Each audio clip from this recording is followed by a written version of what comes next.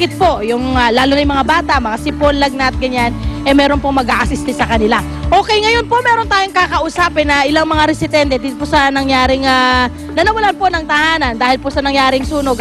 Nandito po si ate muna, si Nanay Daphne Aurelie. Nay, kumusta na po kayo pagkatapos po nung sunog na nangyari kahapon?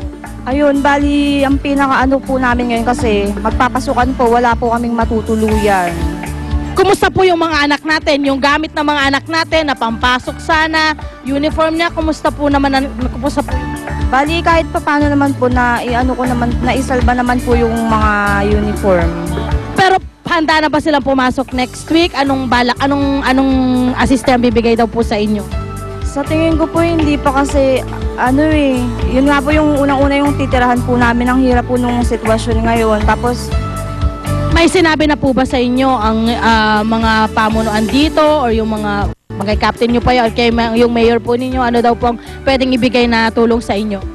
sa ngayon po wala pa naman pong sinasabing na tulong na maibibigay. Wala pa po. Sige po, kumain na po tayo para kahit paano gumanang umaga po rinyo. Maraming pong salamat sa inyong pagpapaunlak. At syempre kasama din po natin si Tatay Chodorico Galyanongo. Tama po ba tay, Galyanongo? Okay. Tay, kayo, kumusta po itong pagkawala, yung sunog po nawala po kayo ng tahanan. Ano pa po ba yung mga nawala sa inyo, tay? Marami po, yung mga paninda ko nawala. Pero nakatawa pa rin kayo. Yan ho ang Pilipino. Pagdating sa disaster, talagang ganun po tayo. Magtulungan po tayo sa ganitong sitwasyon dahil galing na rin po sa ibang bansa kaya dapat talaga. Okay, kumusta naman ho kayo? Paano ho kayo babangon ngayon? Ngayong nawala po yung mga gamit po ninyo sa bahay. Ano hong unang-una nyong gagawin? Di magtrabaho ng konti para naman ho makakatulong at saka kung mayroon mga tulong pa na iba, di para madali yung kun natin po.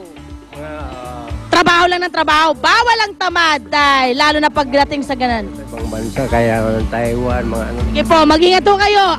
Enjoy po ninyo ang aming serbisyong totoo para po sa inyo. At ito, additional information lang po tayo. Ayon po sa ating barangay captain dito po sa Barangay Carmona, or sa Tejeros at Singkamas, According sa kanya, kung meron daw po kayong mga anak na papasok sa Lunes, pwede daw pong ipagpaliban muna yung pong inyong pagpasok. Dahil i-consider naman po daw yan ng mga eskwelahan na kanilang pinapasukan. Siyempre pa, kailangan ho talaga nilang maghanda doon sa kanilang pagpasok. Okay, ngayon po sinisimulan na po namin yung ating, actually kanina pa po, yung ating pamimigay ng ating mga pagkain na nakahanda ngayon. Meron po tayong lugaw, may mga waffles po tayo para sa kanila. Meron din po tayong tubig, ayan, para po sa kanila, para kahit paano po maging maganda naman po at magaan ang kanilang umaga despite of all the things that happened to them kahapon po, mga ganyang tulong, malaking bagay po yan para sa ating mga kababayan. Sana po magtuloy-tuloy po ang tulong na pwede ibigay ng ating mga kapuso na merong sobra dyan, ibigay nyo na. Alam mo, maganda yung nagtumutulong ka, balik-balikan po niyan, doble-doble, triple-triple pa.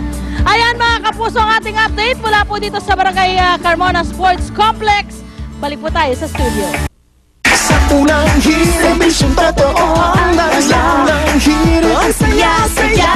Sa unang hirit, unang